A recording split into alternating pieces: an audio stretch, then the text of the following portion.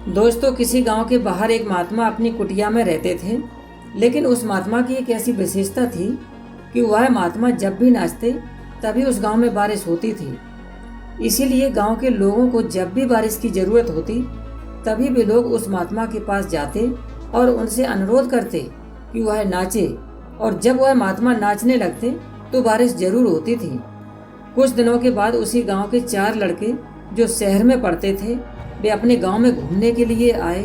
और जब उन्हें यह बात पता चली कि उनके गांव में किसी महात्मा के नाचने से बारिश होती है तो उन्हें इस बात पर यकीन नहीं हुआ और उन्होंने अपनी शहरी पढ़ाई लिखाई के घमंड में आकर अपने गांव वालों को चुनौती दे दी कि अगर हम नाचेंगे तो भी बारिश होगी, और हाँ, अगर हमारे नाचने से बारिश नहीं हुई तो साधु के नाचने से भी बारिश नहीं होगी। अगले ही दिन सुबह सुबह गांव वाले उन 4 लड़कों को लेकर महात्मा की कुटिया के पास पहुंचे और गांव वालों ने महात्मा को सारी बात बताई।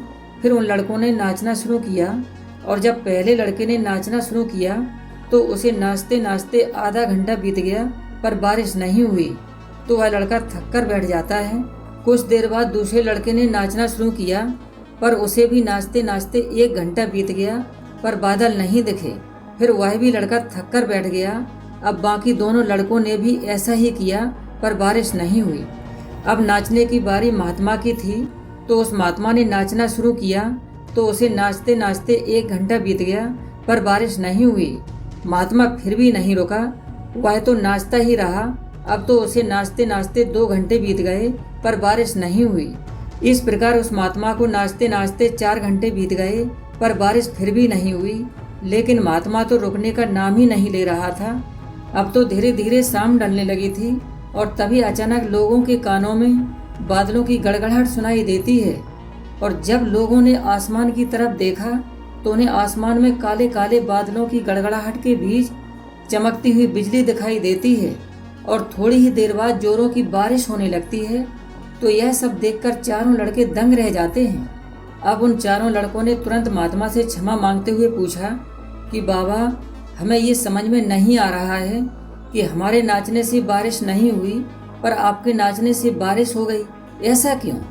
तब उस महात्मा ने उन चारों लड़कों को जवाब दिया कि जब मैं नाचता हूँ तो 2 बातों का ध्यान जरूर रखता हूँ।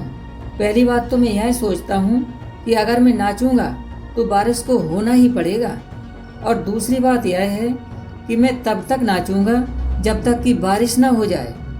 दोस्तों, ठीक इसी तरह सफलता पाने वालों में भी यही गुण विद्यमान होते हैं। यानी जिस काम को वे करते हैं उसमें उन्हें सफल होने का पूरा भरोसा होता है और वह तब तक उस काम को करते हैं जब तक कि उसमें सफल न हो जाएं। इसीलिए अगर हमें सफलता हासिल करनी है तो इसी महात्मा की तरह हमें अपने लक्ष्य को प्राप्त करना होगा।